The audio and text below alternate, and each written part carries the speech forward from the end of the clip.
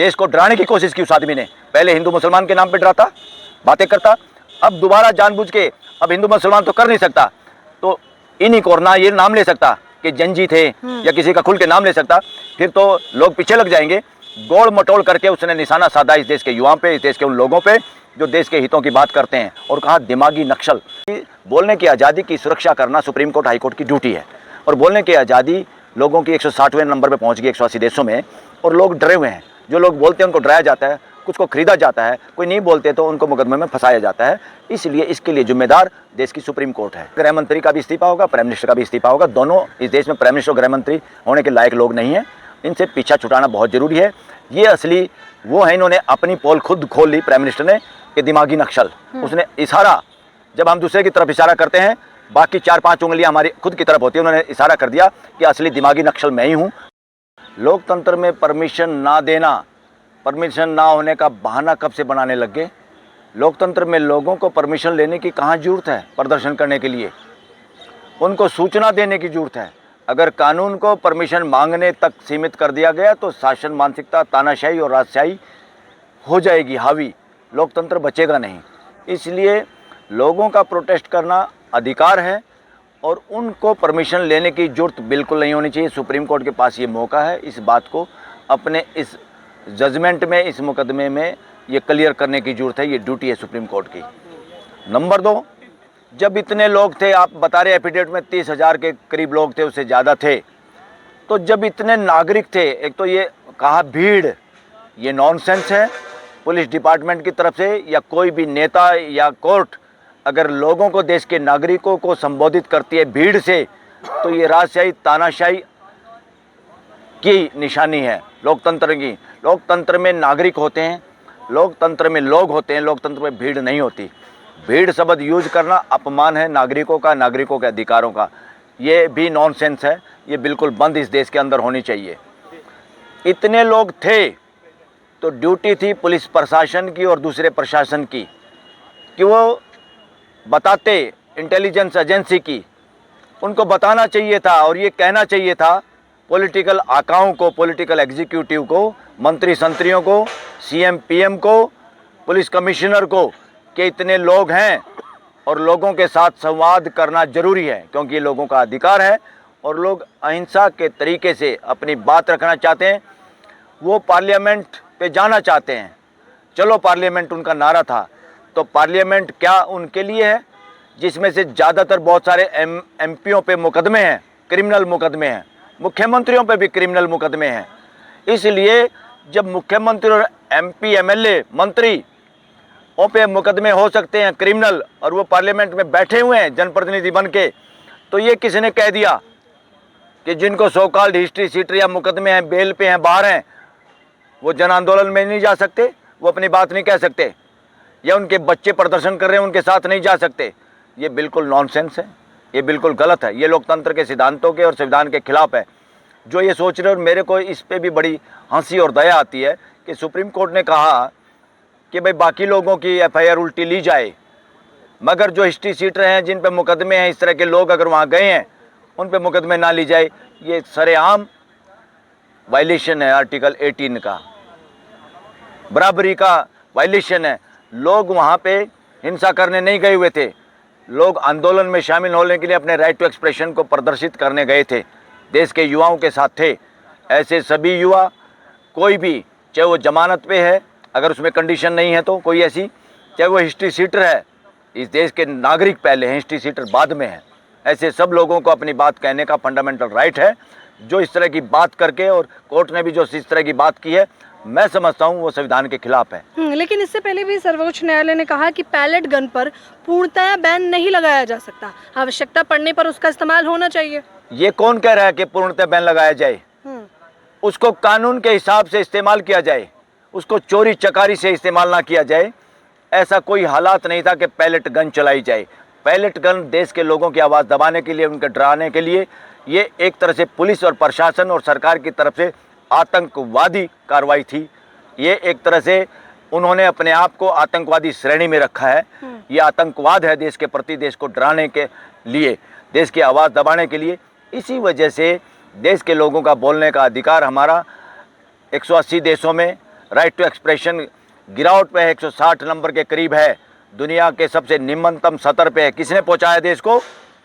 Police ने, प्रशासन ने, और जो सत्ता में बैठे हुए आका, जिनकी जिम्मेदारी संविधान के हिसाब से मानवीय व्यवस्था स्थापित करने की है, मानवीय मूल्यों को, मौलिक अधिकारों को बचाने की, उनकी सुरक्षा करने की, उनको बढ़ाने की है, वो लोग देश में को डराने में लगे हुए हैं। अगर इस कार्रवाई को कानूनी दृष्टि से मैं देखूं तो यूएपीए के दोषी हैं ये लोग।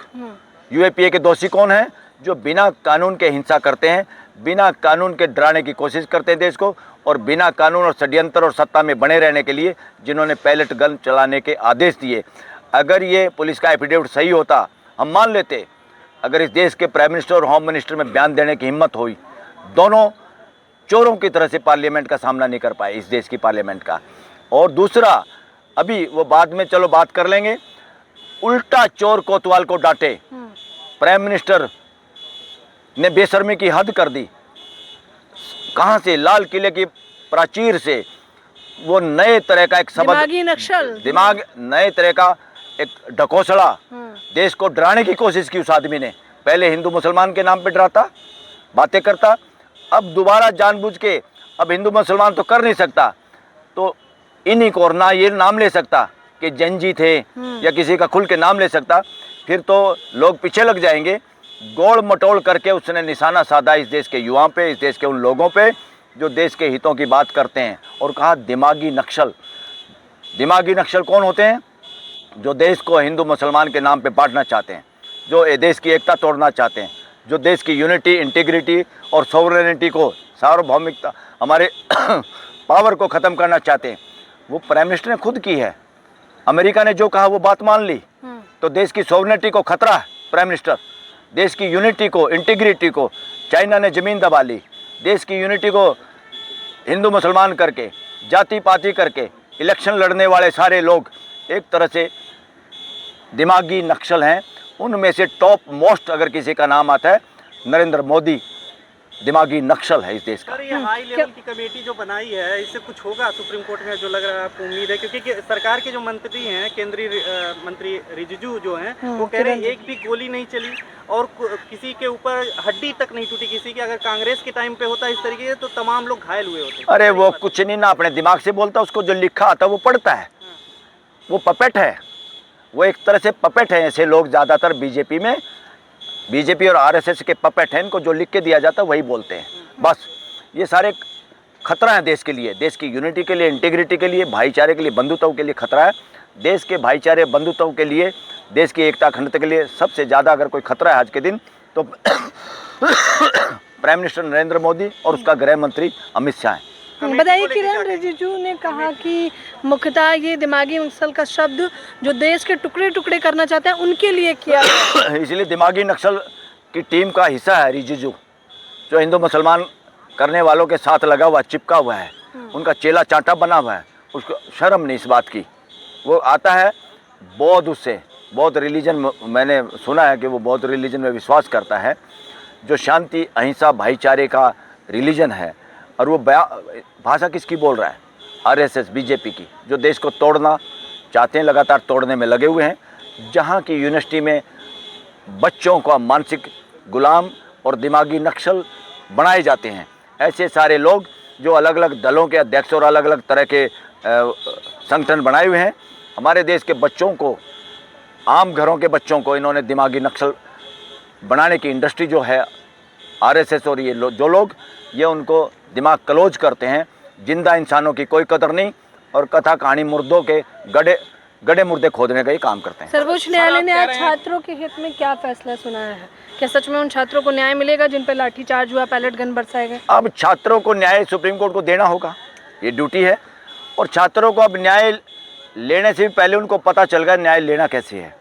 हमारे देश के लोग, युवा खास तौर पे, इतने कम्पिटेंट हैं, अब वो उनको के साथ अन्याय कोई कर नहीं सकता और उनको न्याय मिलेगा, वो न्याय लेके रहेंगे। कमेटी बनाई गई है सर, जो हाई लेवल कमेटी बनाई गई है, उस कमेटी को लेकर क्या कोई ट्रांसपेरेंसी आएगी, कुछ बदलाव आएगा क्या, उससे जांच निष्पक्ष हो पाएगा? देखो, उसमें किन लोगों को शामिल किया जाएगा उन नामों से पता चल जाएगा देश को। जैसे बहुत बात सुप्रीम कोर्ट, हाई कोर्ट में जिन जजों के सामने केस होता है, लोग पहले अंदाज़ा लगा लेते फैसला क्या आने वाला है।